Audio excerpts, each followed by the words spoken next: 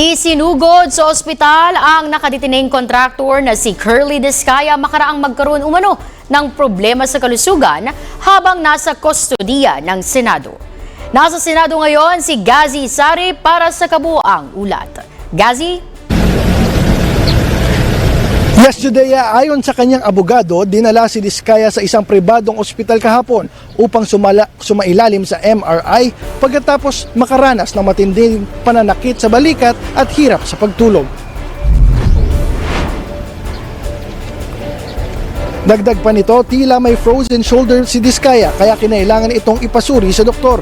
Kinumpirma naman ni Senator Panfilo Lacson, chairman ng Senate Blue Ribbon Committee, na pinayagan si Discaya na pansamantalang makalabas ng detention facility para sa naturang medical procedure bilang outpatient.